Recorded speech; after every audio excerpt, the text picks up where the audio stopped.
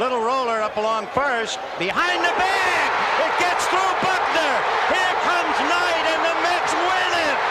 A 2-1 pitch. And a drive in the air to deep right field. That ball headed toward the wall. That ball is out of here! Out of here! A game-winning grand slam home run off the bat of Robin Ventura. Hey. And it's hit deep to left center. Andrew Jones on the run. This one has a chance. Home run! Mike Piazza, and the Mets lead 3-2. High fly ball to left. Back at the wall, and the captain's going deep to the wall. Turner drives one to center, chasing Nimmo back to the warning track right at the fence. He made the catch! Oh, wow! The catch of the year from Brandon Nimmo! He took a home run away from Justin Turner! Wow. Ladies and gentlemen, may I have your attention, please? The show starts in 10, 9, 8, 7, 6, 5, 4, 3, 2, 1, go! Episode 33. Welcome to the Say Hello podcast. My name is Casey Lynn.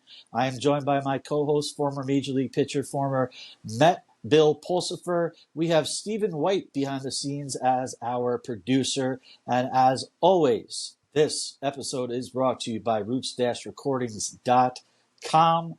Bill, welcome back, sir. Episode 33 already. How are you doing? I'm good, man. All good. Nice, beautiful spring day up here.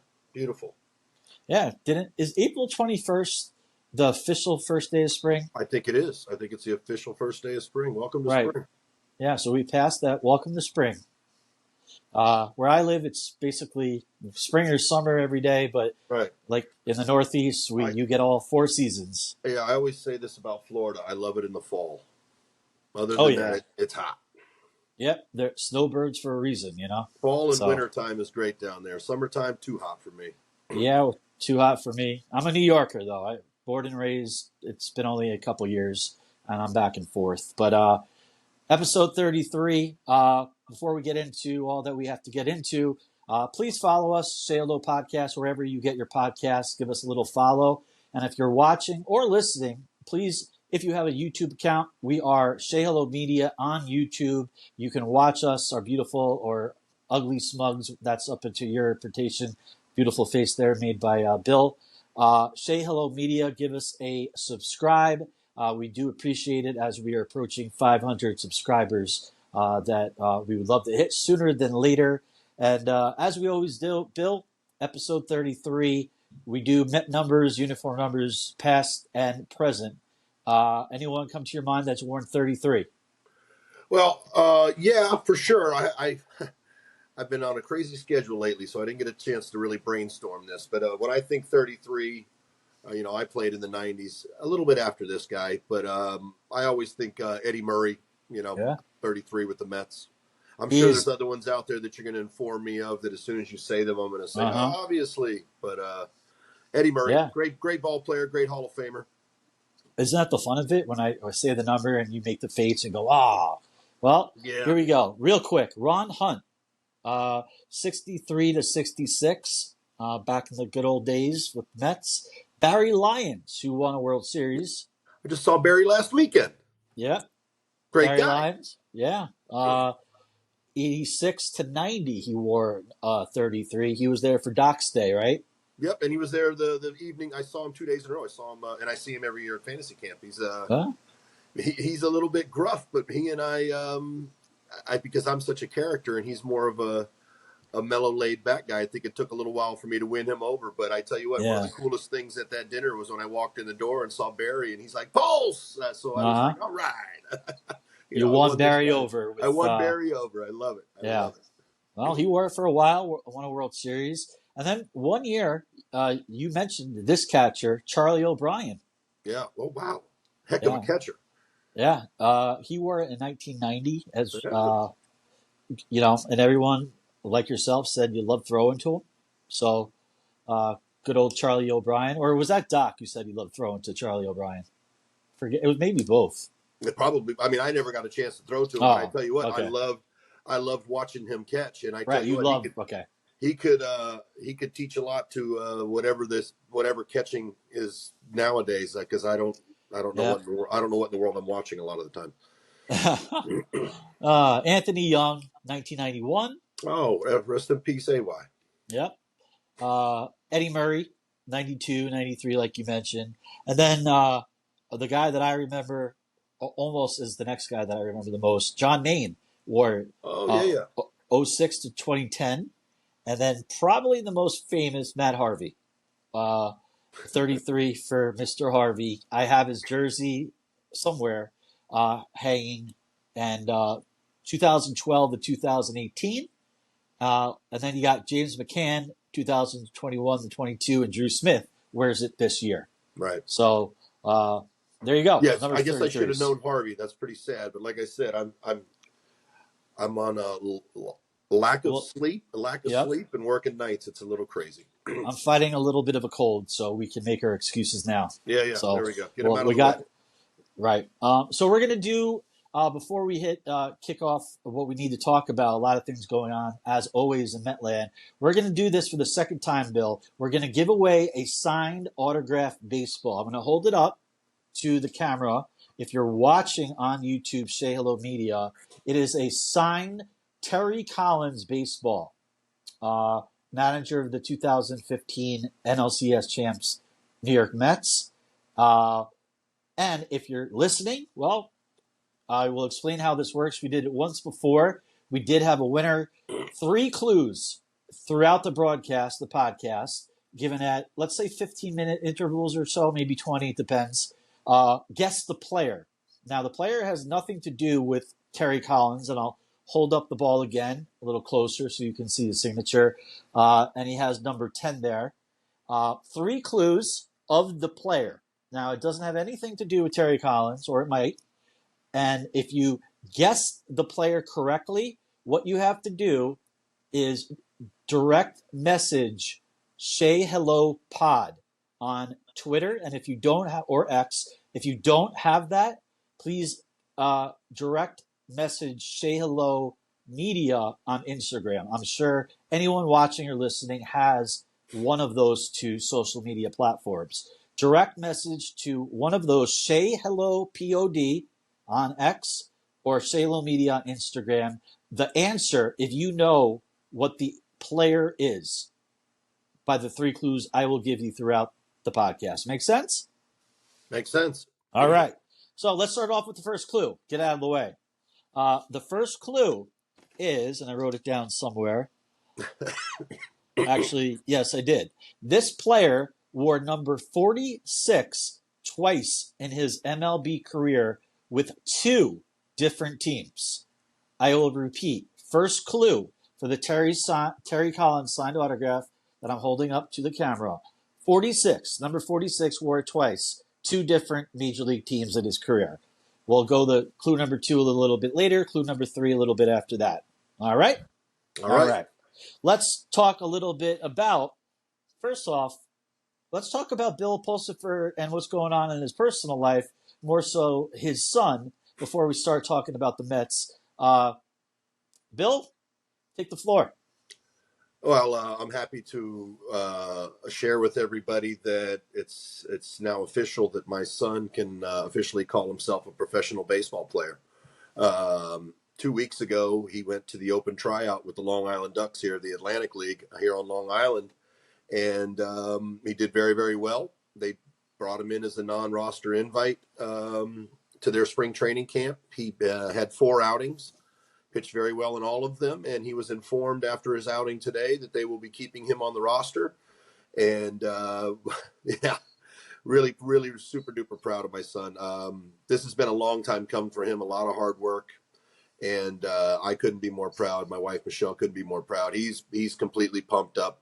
I think it's so cool that I played with the Ducks. You know, Yeah. I played in the Atlantic League. I played with the Ducks. I won a championship with the Ducks. And now my son is going to get the opportunity to go out there and live his dream which obviously end game isn't hopefully the Ducks, but hopefully it's a nice springboard and an opportunity for him to maybe turn some heads and see what happens. For a long time I didn't know if this was ever going to be an opportunity for him, but he has busted his ass this fall into the winter and now into the spring, to try to add some velocity and add some spin rate on his pitches, which we've talked about in few past podcasts.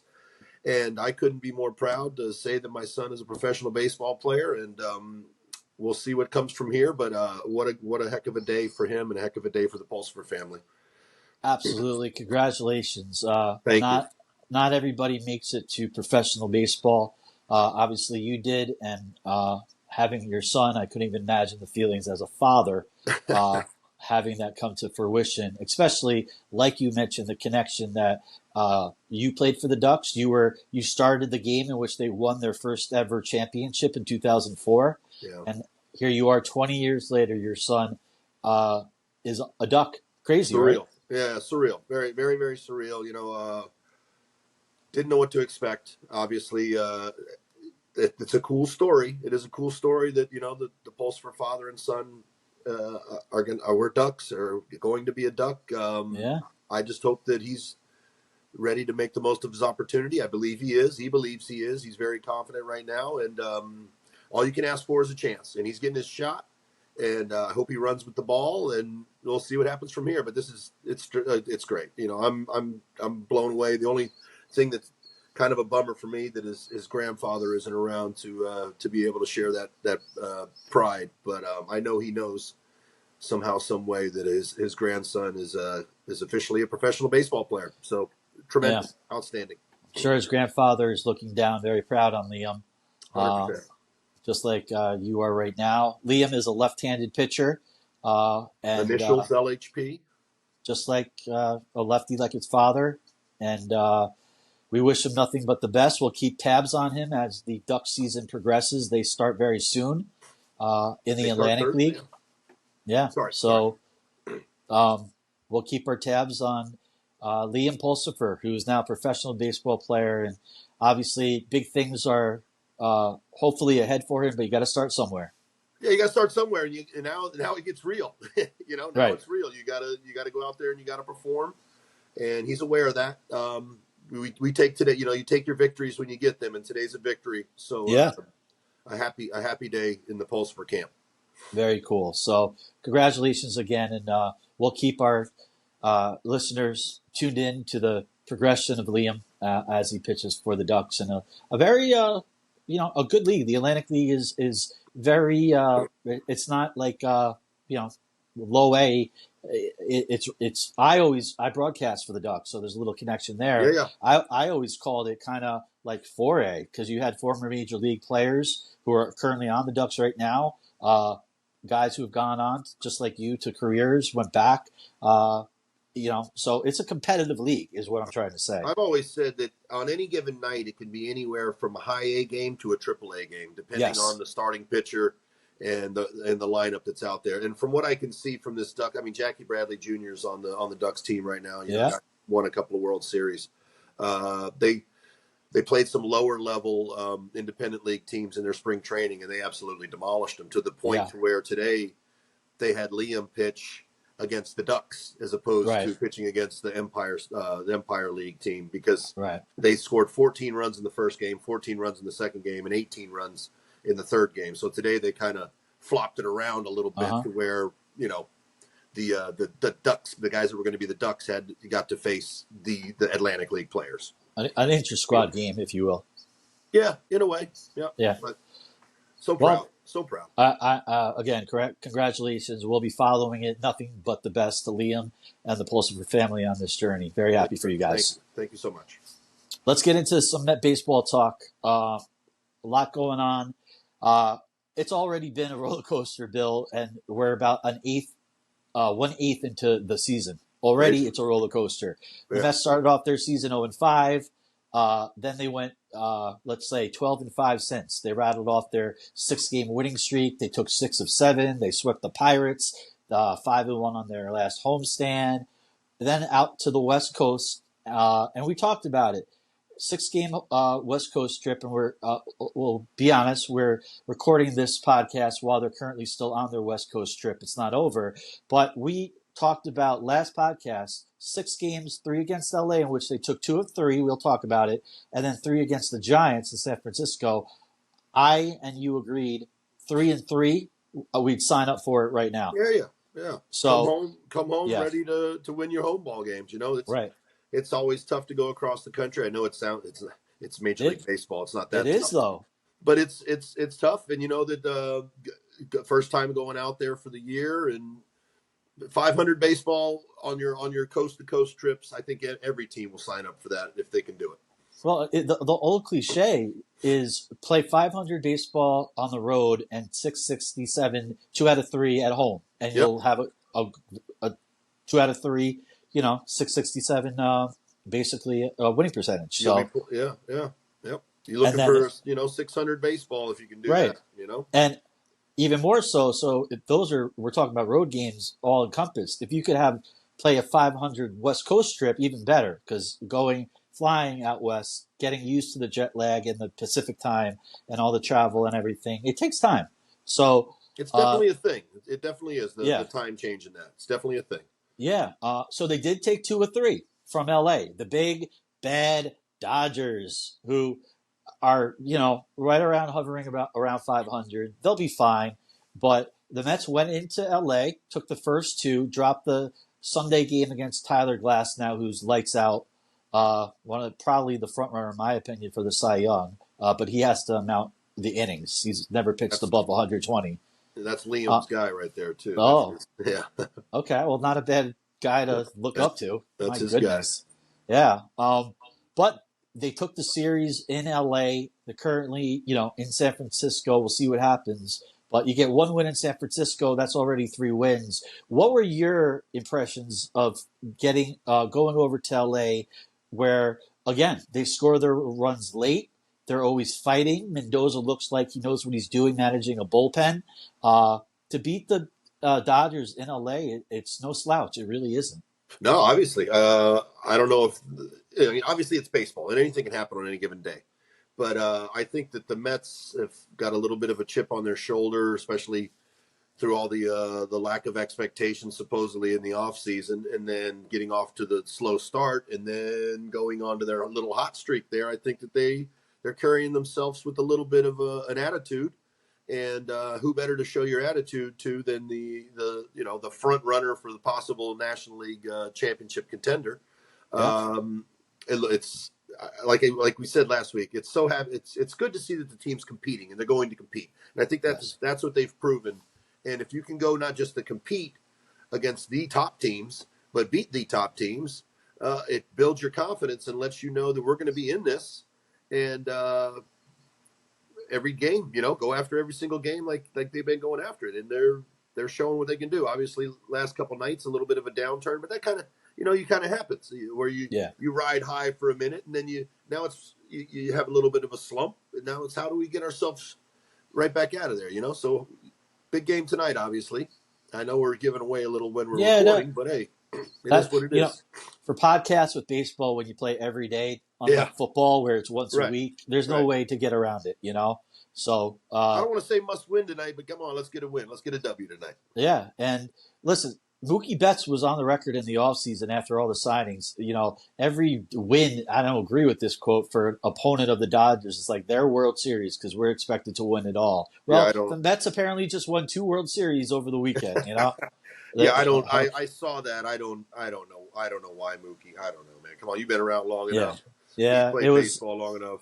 It's not a video game. It's almost like he was talking like it's MLB The Show, and they throw the Dodgers out there that they're just going to beat people.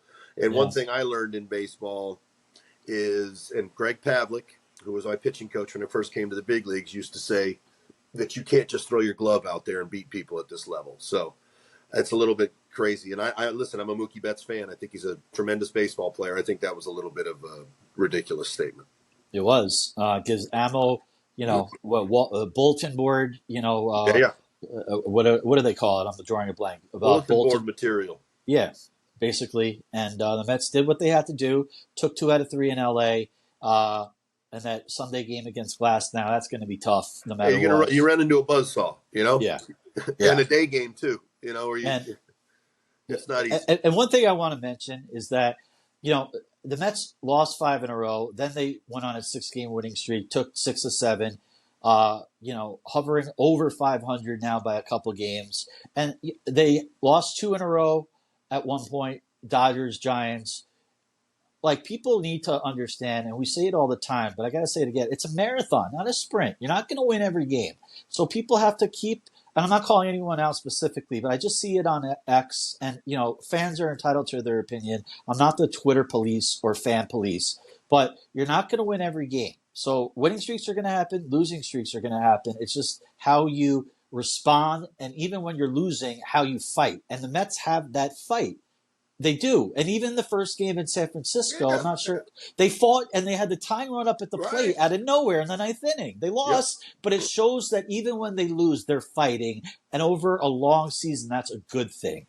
Losing, not losing ugly. You're going to lose. You're going to win, you're going to lose.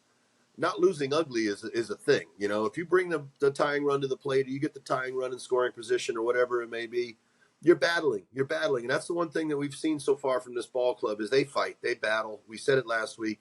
Yeah. And I don't think it's going to change if they lose a few games in a row. I think they proved what they're kind of made of after the first 5 games, where it would have been easily just to say, you know what? Yeah. Screw Lost this. season. Bye-bye. But I will say this. I don't want them to run into the team that's either streaky hot or streaky cold. You do want to see some form of consistency where, sure, we're going to win 2, we're going to lose 1. We're going to win 3, we're going to lose 2, instead of 6, 5, 6, 5. We don't want to see that. We want to have that. We always talk about this with baseball. The kiddie coaster, little hills, little turns. Right. Not peaks and valleys all the time. No big peaks and valleys. Yeah, exactly. No big peaks and valleys. You want to be consistent. Go 500 on the road. Yep. Play over 600 baseball at home, then you're going to be right in there. Yeah, and from what I've seen, they're always in it. So I don't think other than the 0-5, and that's not typical to start the season. From what I've seen, the Mets are not going to have those valleys because they seem to fight and always be in it. Since we were talking about that first game in San Francisco, I want to just give a cool story about Pete Alonso. The Mets lost that game Monday to the Giants, opening game in San Francisco, 5-2. And Pete, obviously, and I have a relationship. He fostered Lucy, who's now my dog, a black lab. And he texted me and just was wondering how I'm doing, wondering how Lucy's doing. We went through our chit-chat, and I was like, you know what? Pete, hit a home run for Lucy. Just kind of kidding, joking around. Pete hit a home run Monday night in San Francisco in a non-home run hitting ballpark, line drive over the left field fence. I told him in the text that Lucy would be watching. She was. So happy for Lucy, happy for Pete. It was his 7th home run. He's actually at this time on pace for 51 home runs, and he hasn't even hit his peak yet. But Bill, I just knew he was going to hit a home run because how can you let a black lab down in Lucy? You can't. You can't. It's almost like he was from the Seinfeld episode with Paul O'Neill with the autographed birthday card. Yeah. You should have asked for 2. If you would have asked for 2, they might have won the ball game. Well, the crazy thing is that home run was 199 in his career, and that was in the 4th or 5th inning. So we had a couple more at bats. We'll call it the Lucy home run for home run at 199. Next home run will be 200 for Pete. I was hoping it would be that game because then that's a very memorable home run, 200 in your career. He'd ask for the ball back, and it would be a Lucy home run. So can't ask for a Lucy home run every time, but he's 1 for 1 on the year. That's pretty cool. Yeah, cool story right there. I just want to talk about a couple players through the first 20, 25 games or so, things that we didn't expect or expected. A couple players that jump off at me. How about Starlin Marte in LA? 6 RBIs in the 3 games, a moonshot over the center field wall in LA, which is no easy thing to do. We always said it. Marte is the glue to the lineup like 22, and he looks healthy and like the old Marte we were hoping for, Bill. Yeah, it's so good to see. Obviously, it'll point to the fact that he just wasn't 100% last year, healthy and recovering from surgeries. That's the thing about being a baseball player or being an athlete in general, is a lot of times they say that you're ready and you're good to go, and you kind of are, or you're not going to hurt yourself, but you're still not up to that 100% level that Marte is showing. Right. We're both big fans of him. Love seeing everything he does on the ball field. We've talked about it numerous times. He's the straw that stirs the drink, Yep. the glue to the lineup, and we couldn't be more happy to see it. I'm just happy Yeah. that he's healthy and that the age doesn't matter at that point in time when he's healthy. He hasn't hit that level to where, okay, I'm old now. He's not. He's healthy, Right. and he's playing his butt off. Yeah, and props to Mendoza. He put him in the number 2 hole. I love it. And that's where he shined in 2022, and he's taken off. He belongs there. He can make things happen. He's dropping down bunts. I love it. He'll hit the ball the other way, but use the hole over there. I love it. He's, like we've said, he has the flair. He has the flash, but he really is an old school baseball player when it comes down to it. The way that he goes about the game. And that's part of what I love. I don't mind flash and flair and all that, but old school baseball, there's something to be said for that. And he's willing to play an old school way. He'll drop a bunt if he needs to help the ball club out, so it's all good with Marte.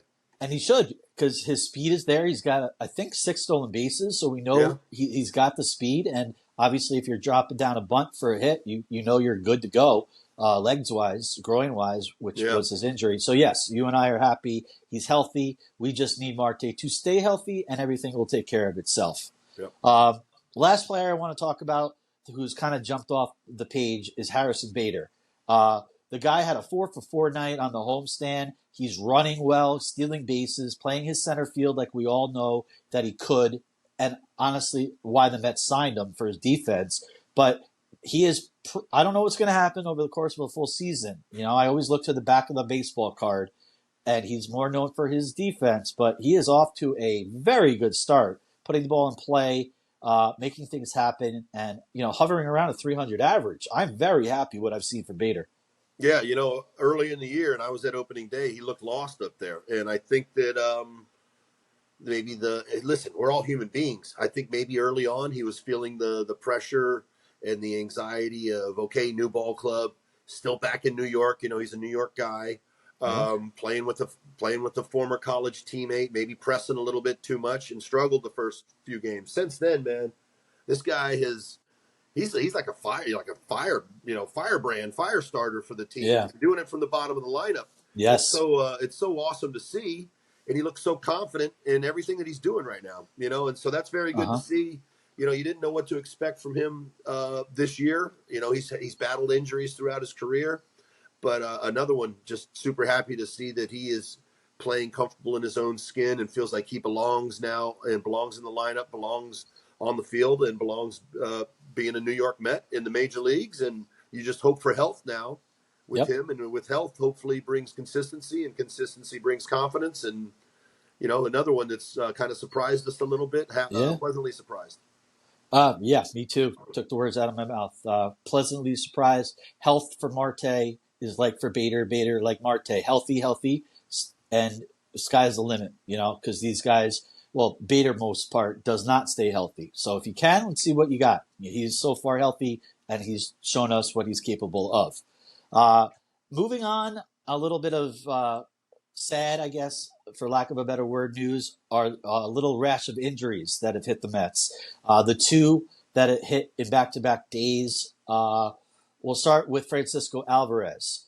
Kind of a freak injury, rounded first base on a throwing error by the pitcher and hit his thumb on the infield dirt.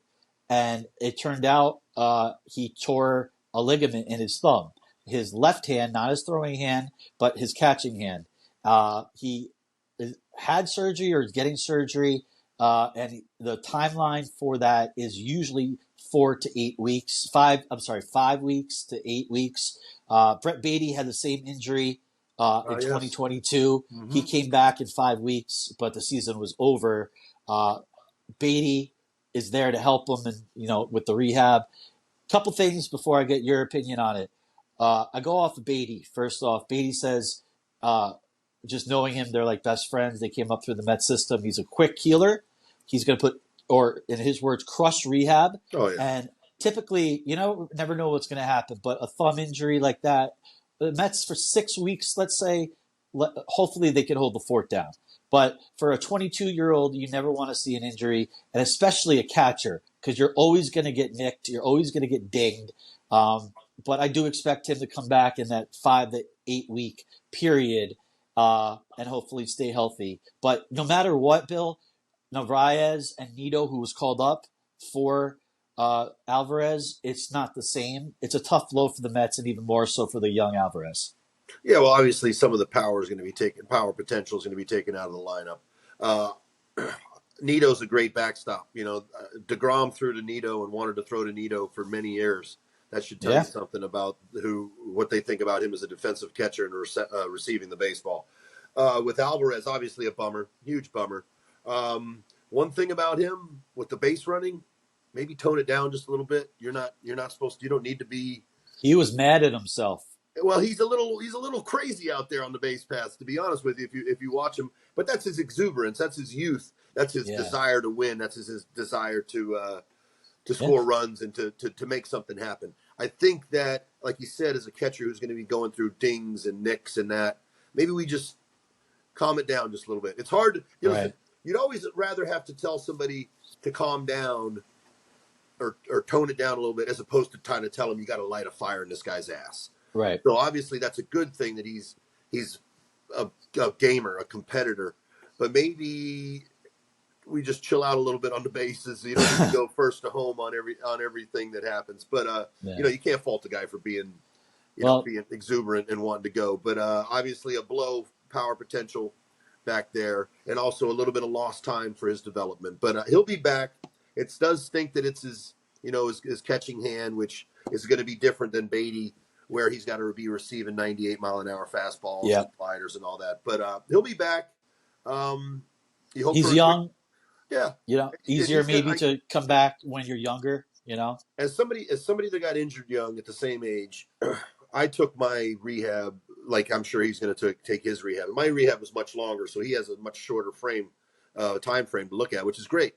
He's going to bust his ass and do whatever he possibly can. Same thing about the base running. Same thing with me when I was coming back. You're actually going to have to tell him to chill out probably a little bit in the rehab process, that he doesn't try to do too much, because that's just the type of guy that he is. Great point.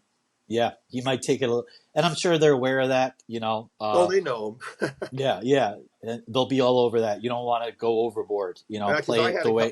I had a couple of little setbacks on the Tommy John because I was trying to do too much. It's so funny. I remember specifically when I'm finally allowed to start throwing, and I was traveling with the club in '96, and I wanted the job of throwing the ball to the first baseman when he ran into the dugout, just so I could get a few extra throws in, because I was dying to throw. So you had your program. Okay, 25 throws at 25 feet, and 25 throws at 45 feet. Well, I would make sure I get the ball so I could throw it to the first baseman. So I guarantee Alvarez is going to be the same way, where he's going to go and do whatever he possibly can to get back as fast as he possibly can. Yeah, it also makes you feel, when you're not playing on the team in the roster, like you're part of the team. You're part of it. Yep. Helping out in any which way you can. And he'll be the exact same way. Kind of like Kodai Senga in a different way. He's not pitching now. He's on his way back. Don't forget about Senga, guys. He's coming back. Hopefully no setbacks. But he took everybody out different times when you're making all this money. He took the whole team out to a Japanese restaurant in Manhattan over their last homestand, to a great Japanese restaurant, and they all loved it. But that's his way.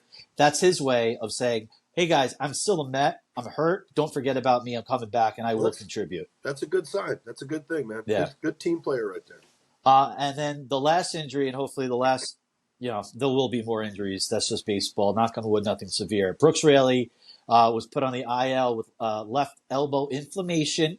And when it was announced by the Mets, everybody lost their minds, because you hear, obviously, elbow, and the way everything's going this year, people lose their minds for good reason, and he's been great for the Mets. However, looking into it, he had this same problem at the exact same time in 2023 last year. In April, left elbow inflammation, only missed the 2 weeks, came right back. He got a shot. He felt good, and we're hoping for the same thing here in this year because Raley is a very, very important part of this bullpen for the Mets. Oh yeah, integral part, and a great pitcher. And I actually going to Liam again real quick. I kind of use Liam as Raley as a comp for like Liam. I think you should watch this guy, pay attention to this guy because he's not a 95 and above mile an hour fastball guy, but he's able to pitch and be very, very competitive. Makes you wonder if the inflammation thing, if there's maybe a bone chip or a bone spur or something involved in there that he doesn't want to get taken out. It's obviously you don't want to hear flexor pronator strain. You don't want to hear ligament sprain. You don't want to hear those kinds of things. So hopefully they're being on the up and up, and there's just some inflammation. To me, that sounds like possibly. And listen, I'm not a doctor, but I am a guy that had a bum elbow and had to deal with elbow injuries. So maybe it's a bone chip or something that moves around every once in a while and flares his arm up. Well, we'll hope that it was like last year. He got a shot. He said last year everything was good. And hopefully this is the same for 2024 because the Mets do have a very good bullpen to start out this year. Stats prove it. Part of it. He really is. So hopefully the Mets get him back in that 2-week span. Moving on, let's talk real quick before we get into the mailbag. I did want to talk about Aaron Judge and his struggles and also Boone's ejection. But we have some questions in the mailbag, quick pitches and all that. But we got to talk about the City Connect uniforms because uniforms for the Mets and all teams are getting them and unveiling them. Finally, the Mets got to unveil what they're going to wear every home game on Saturday. So the first Saturday, you might be listening to this past Saturday, wherever you may be. But Saturday, next home game, they will be wearing them. I'm sure everybody listening or watching has seen them. If you haven't, it says NYC on the jersey, gray and white pants, gray top with pinstripes that are actually the subway lines. They're black, but it symbolizes the subway, the concrete jungle, if you will, of NYC. And then a little bit of purple, which I like. Homage to the 7-line train that hundreds of thousands of fans take to Citi Field and Shea Stadium back in the day. They have a stripe on the jersey, and then the top of their hat has the purple as well. It's got the bridge, right?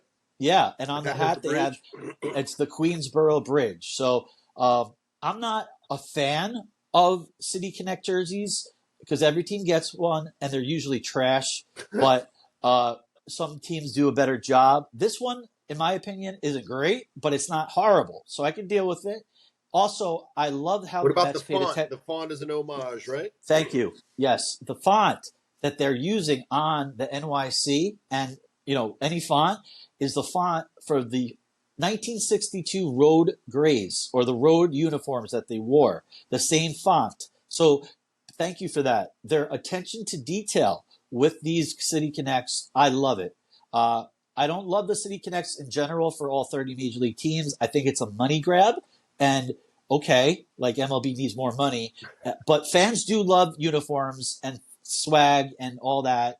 So the Mets didn't, kill it, but they didn't throw it under the bus, if you will. They in my opinion, did okay. It could have been worse. And I love their attention to detail.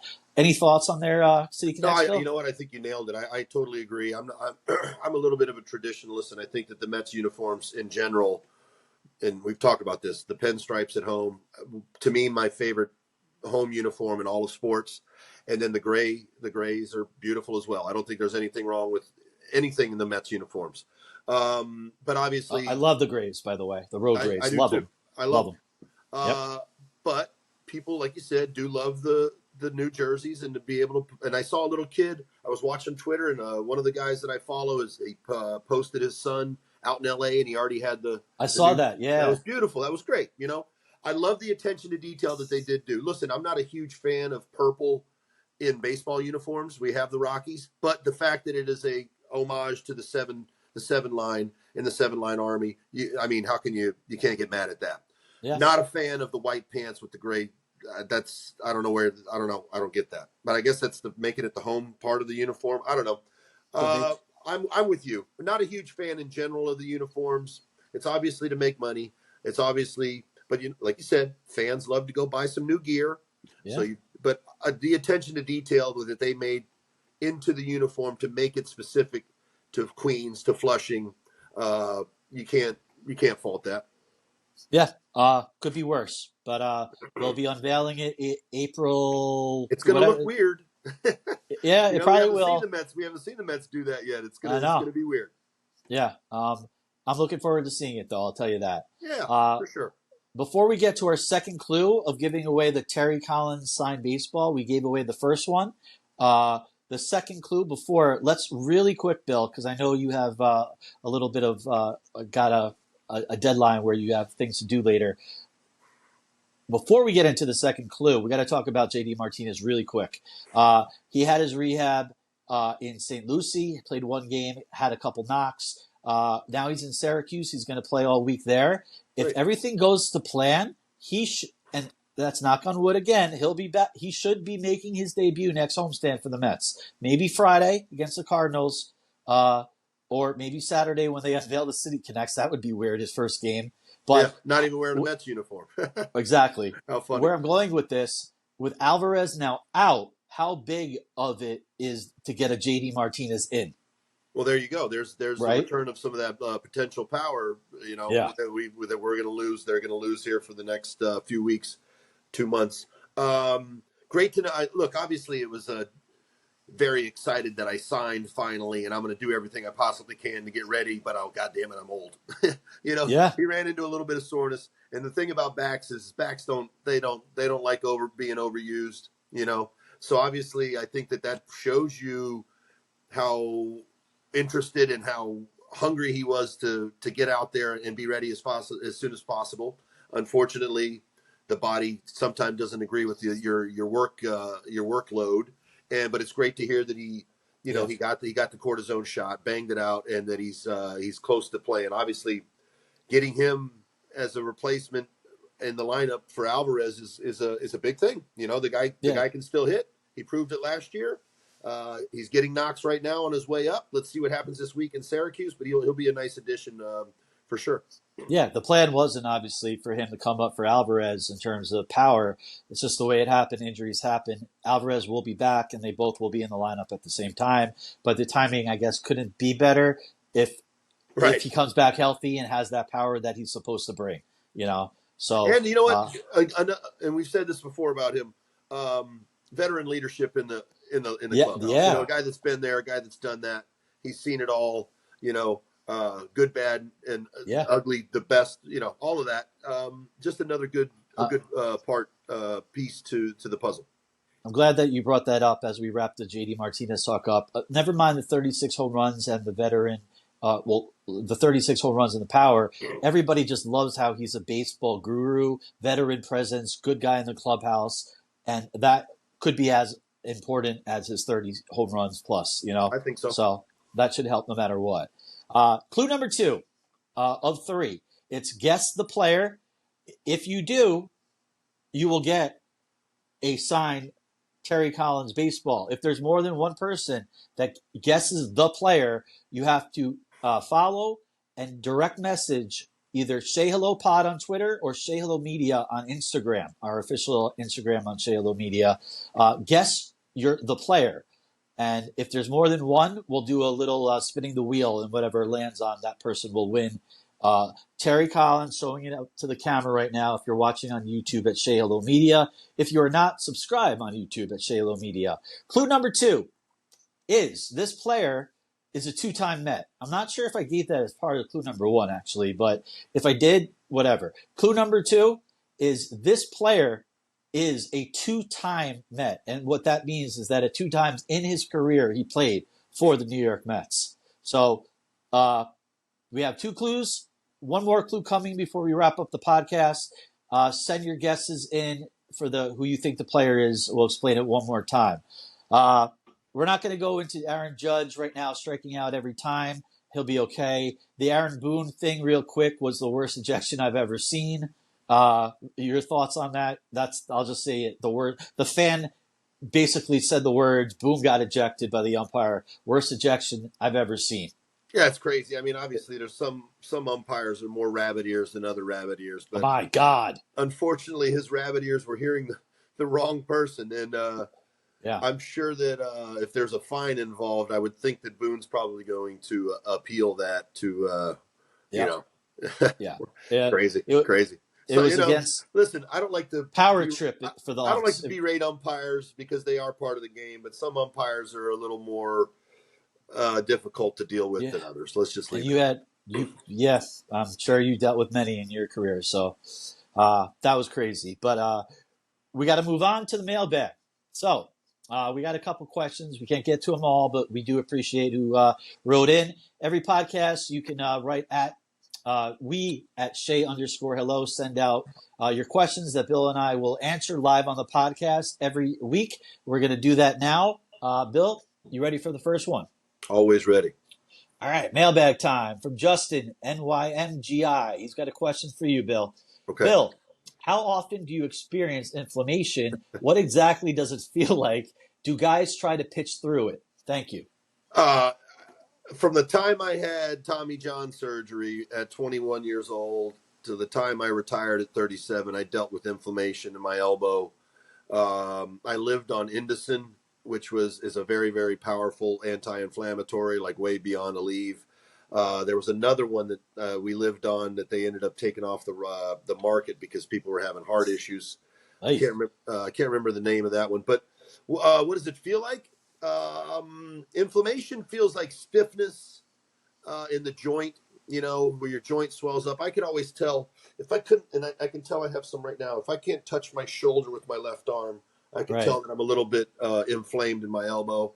It's one of those things that pitchers deal with inflammation in their arm all the time, and you live on anti-inflammatories when it comes down to it. That's just part of the gig. As an athlete, especially a thrower, you're doing a lot of damage. You're doing stuff that your arm's not supposed to do that. So that's your body's way of telling you, hey, chill out, bro. So it's kind of a protection method for your body. Dealt with it all the time. Yeah.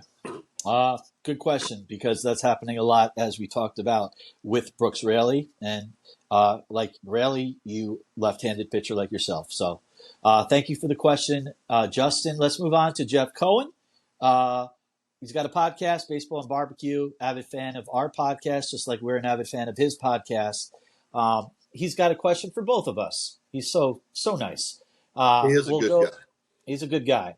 We'll go with his question to you first. Bill, what do players typically do on an off day in a visiting city? Well, it's obviously this happened at home with Senga, but usually they'll be like, if it's not the whole team, like maybe the pitching staff will get together for a dinner, or the whole team. You go to a Ruth Chris, you go to a nice steakhouse, you go to a nice hibachi place or something like that.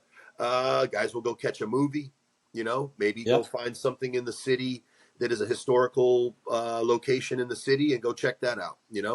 I always like to try to get out and see the city a little bit when I was on the road and we had a day off. But definitely some form of a meal with if it's not a few teammates, it's usually a big group of teammates having a nice big dinner and eating well. Yeah, sometimes, now with money being a lot more, players have the opportunity to have family come with them, so they could go out to dinner with their families, I've seen. Yeah. I guess you were more of the sightseeing kind of guy. I just get out and see, historical places. I remember being in St. Louis. You got a day off. Where are we going? We're going to the Arch. We're going to go see the Arch, and we're going to go into the museum at the Arch. I like that kind of stuff. Absolutely. Question for me. Thank you, Jeff. Appreciate that, buddy. All right.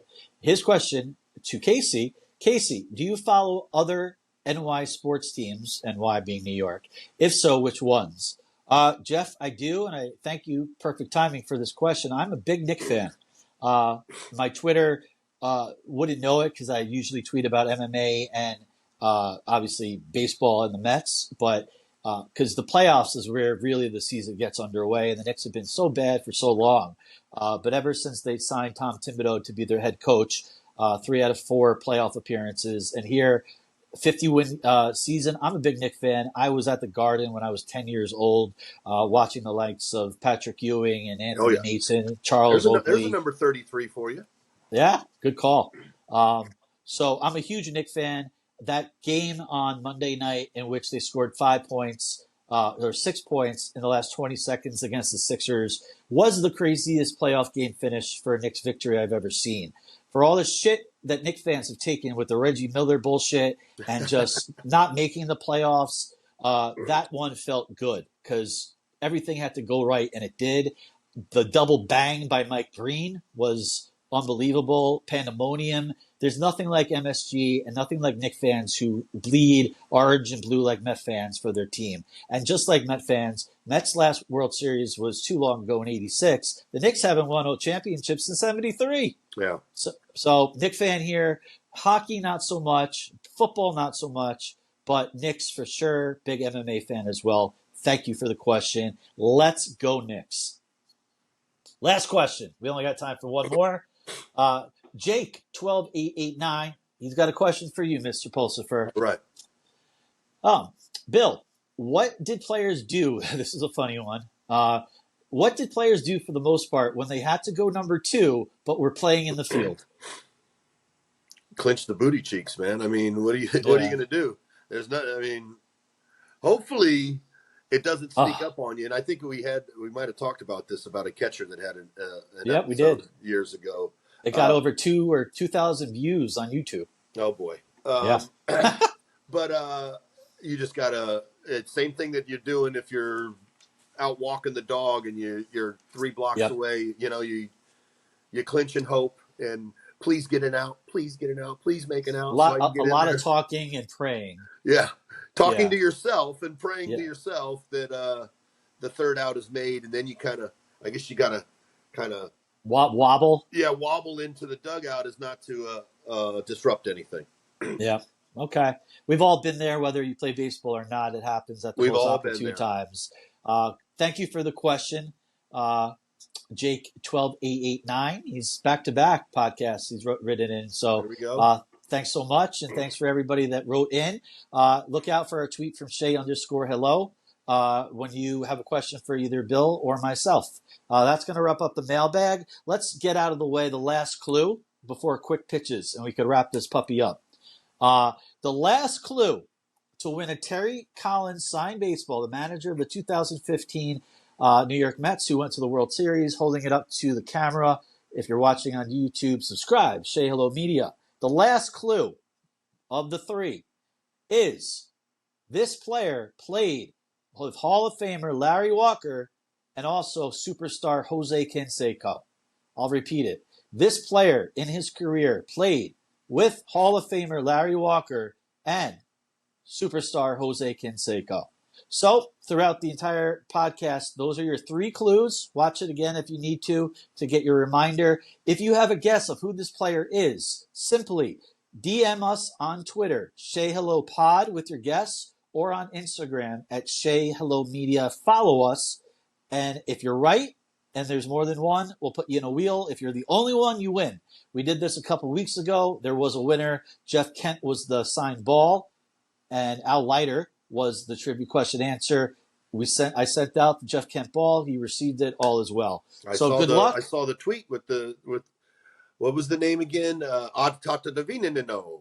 Yeah, almost like a prank if it was Adam Ottavino. But nope, that was his name. He was proud of his prize. I had to mail it out. It was his real name. He received it. Yep. So good luck. Shay Hello Pod, P-O-D at the end, Shay Hello Media on Instagram. If you have a guess for who that player is, send them in. As soon as you hear this, you could win. Again, the Terry Collins, I'm holding it up to the camera, inscribed with his number 10, autographed baseball. So, it is time for my favorite segment, and that's why we save it for the last. Quick pitches. If you're new to the program, real quick, 3 questions for Bill. Doesn't have to be baseball related. If I don't like number 3, we go to 4 questions. He doesn't know what's coming at all, and they're rapid fire. You ready, Bill? Lay it on me. Question 1. If you could trade places with anyone in the world alive right now for just 1 week, and then you go back to your old Bill Pulser for life, who would it be?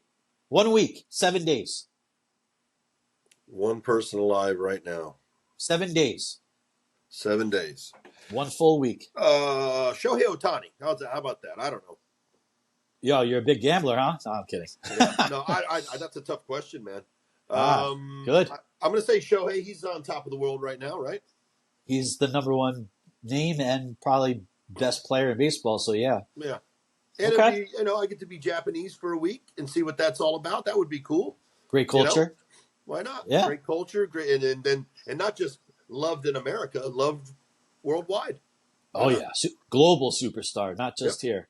I like that answer. Question 2, very simple question. What do you do to unwind?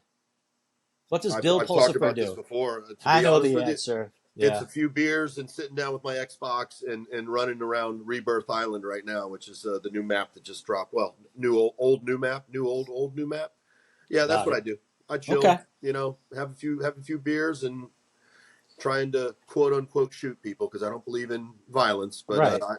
I like the video game. I knew you were going to say that, but for any new listeners, he's a big Warzone. Yeah, is the Warzone. Exactly. So Call of Duty. I play more. It's a Call of Duty game, but I started on Call of Duty and then moved over to Warzone, which is a Call of Duty game. It's just a battle royale style. All right, that was a layup question. Yeah, so I knew the answer. Let's go with a little more creative question. I do my best to come up with, we do these podcasts every week, so they're getting tougher and tougher. I was thinking about it just the other day, and you do a great job. I appreciate that, sir. Question 3 might be the last one, depending on his answer. Bill, craziest fashion trend you ever rocked in your life? I don't know if you remember this because you're too young, probably. I would say, obviously, two things. Okay. The jeans that were the same width all the way down, but they were like baggy. Yeah, but like huge. Like 18 inches. Not 18 inches. Let's say the legs were probably like 12 to 14 inches wide the whole way down. Where I still wear baggy clothes. Okay. I like loose clothing.